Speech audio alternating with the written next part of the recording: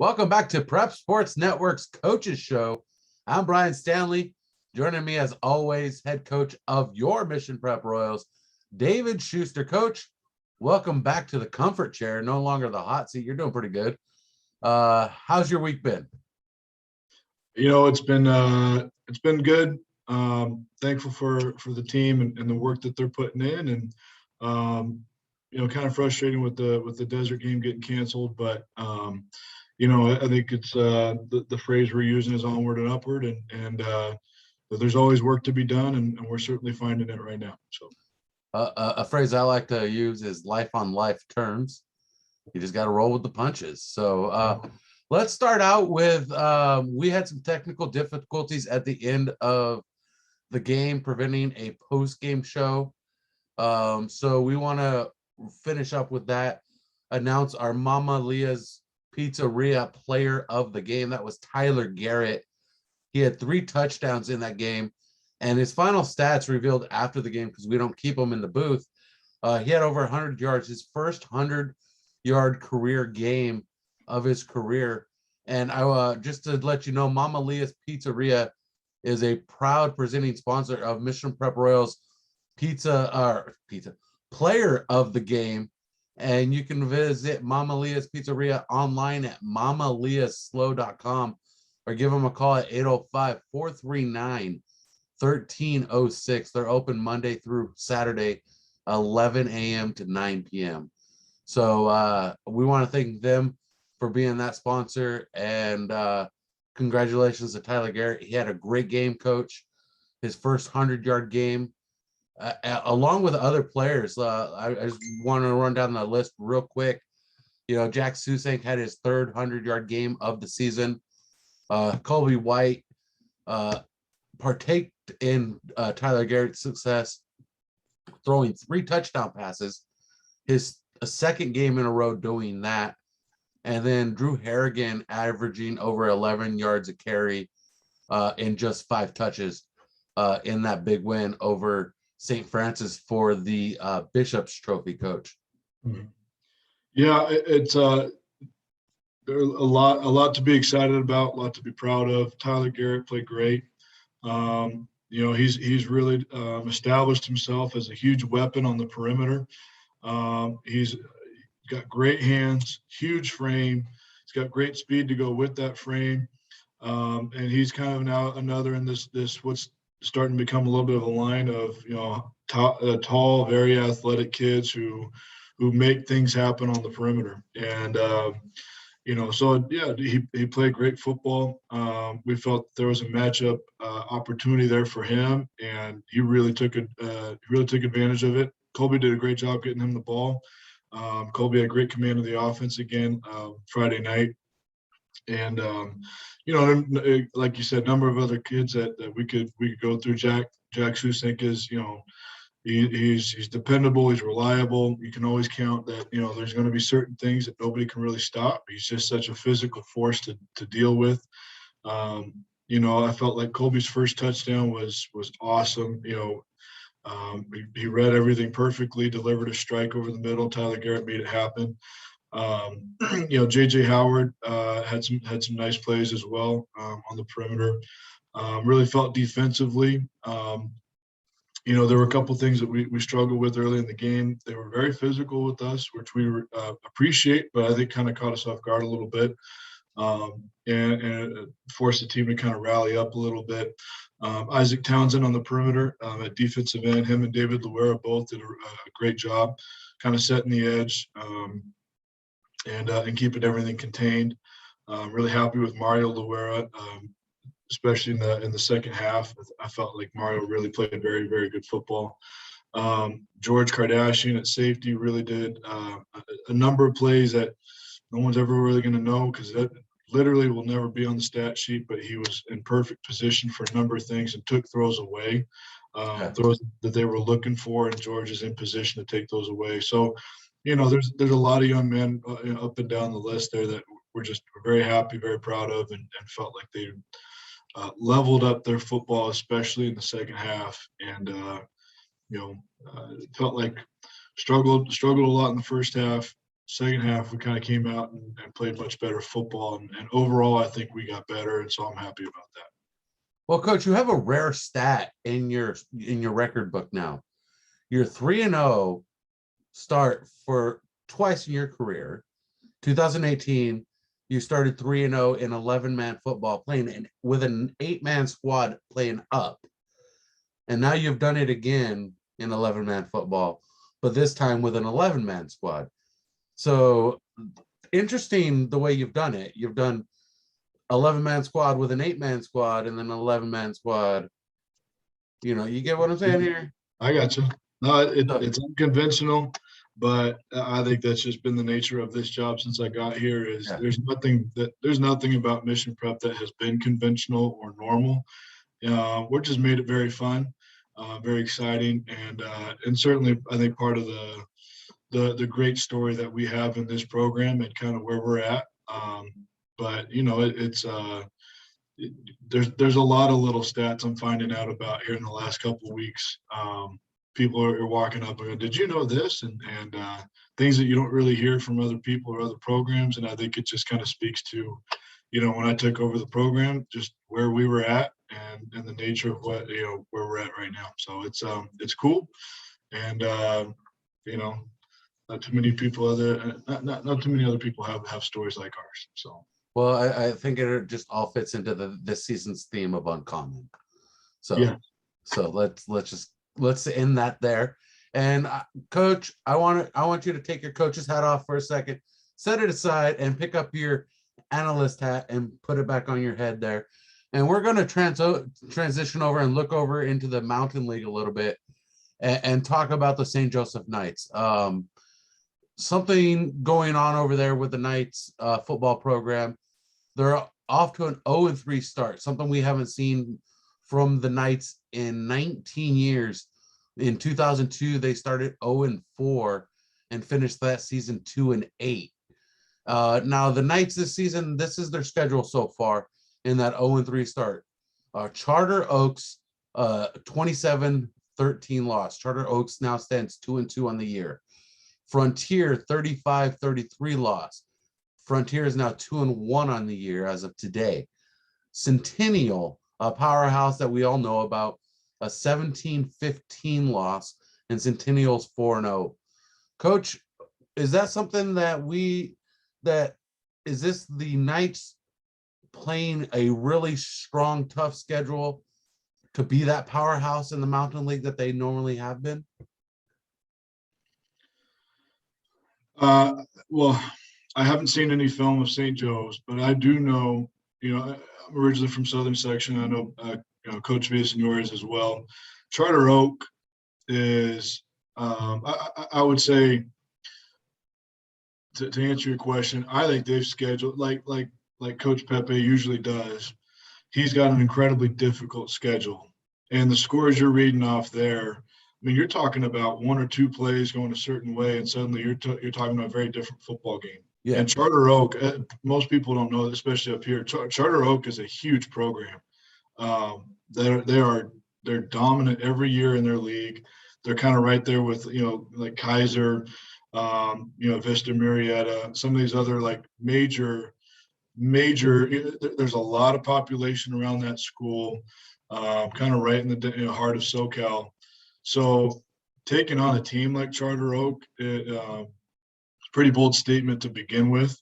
And it's a game that I don't think most people understand or realize on the Central Coast, just what a big statement that really is, I guess. Yeah. And they're not losing by much, you know, it's like 28-14 or whatever the score was. 27-13, two-score game. Yeah, so you're talking about, you know, a drop pass here and something kind of goes wrong on another play, and all of a sudden it's like, all right, now this is a different ball game. I'll use us for an example. You know, the Central Valley Christian game. Everyone kind of came away from that game going, man, you guys are blowing them out 29-6 in the third quarter. What most people don't realize if you watch that game, CVC's got three drop touchdown passes. And they're great throws, great routes. The guy was there, beat our linebacker, and he's sitting right in the middle and just drops the ball. And it's like, you catch those three touchdowns, it's now a 29-21 ball game. It's a very, very different story. That fourth quarter goes very differently. So you're just talking about, man, like really, really small little variances, and all of a sudden this question sounds very differently. It's Yes. St. Joe's is 3-0, and holy crap, look at the schedule that look at the teams they've beaten. So I will just say, for anybody in the Mountain League who's sitting there going, oh, St. Joe's is down, I hope they're not that stupid to think that. I think St. Joe's is going to be just fine. They're cranking it back up, and I know Coach is a very good coach and certainly very capable. So, it's always rough to start 0-3. It's always rough to lose any game. So I imagine he's probably frustrated like everybody else in that program, but it'll probably be one of those things where they really get this thing going here in the second half. And I think looking at their schedule, they've not a whole lot of teams I don't think can really compete with St. Joe's at this point. So I think they'll be just fine. Yeah, and the reason I inquired, because you do have those roots in Southern California, so you do know some of those teams, and you've played or you've seen some of the footage of some of these teams from the Central section. So I think I agree with you in everything you've said. This is a team that is just sharpening their swords in battle. And that first game, a couple things go differently. They win. As you can see, they've tightened things up, losing by 2 in their last 2 contests. They play Santa Teresa's next. They're 1-1. So that's going to be a tough matchup for both squads, and I'm interested to see how that turns out. I don't think this is a team that's going to slow down anytime soon. No, and I would say, with no disrespect to St. Teresa's, I would say St. Joe's probably heavily favored in that game. So I think people are going to see St. Joe's really kind of come out and do what they do, and everyone's going to go, oh, okay, all right, they're good, they're back. Yeah, and rightfully so. And Coach, let's move back to the Royals and put your coaching hat back on. We had the cancellation, no longer going out to Edwards Air Force Base to Desert High School. Where do we lie? Where do we stand? Where are we going? What are we doing this week on Friday night with the Mission Prep Royals? What are fans doing to support this team? Yeah, so Desert canceled on us last week. Well, let me rephrase that. There was a referee situation. Refs seem to kind of be in the middle of all this. Yeah. There's a referee shortage out there as there is out here. Their game got moved to Thursday. We tried to move it to a Saturday type of situation because the idea of driving 4 hours to Desert on a school night, our principal, our parents, it was just across the board. Myself, my AD, it was automatically like Thursday is an absolute non-starter. Had to play that game Friday or Saturday. They weren't able to move it, and so we got both schools ended up in a situation where we just couldn't play the game. And so we formally canceled the game last week. And I believe that was Wednesday or Thursday. I can't remember. Pretty much right on the spot, we started actively looking around for other games.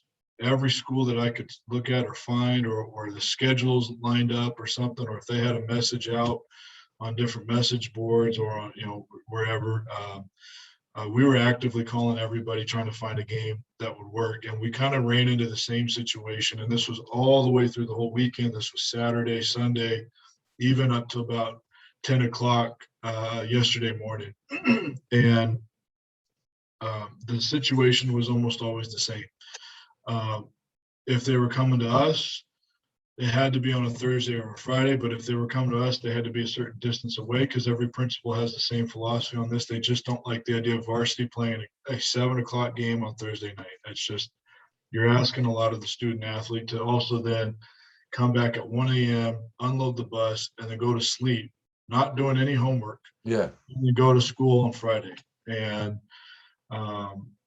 so pretty much every Thursday situation got ruled out. Saturday is extremely tough because, we've got youth football here and a lot of other schools do as well, or they've got facility rental agreements and they're schools in larger school districts where they're all sharing stadiums and they're trying to find ways to make it happen, or in some cases, other teams were banged up and just not in a position where they could really theoretically go, yeah, we can add another game.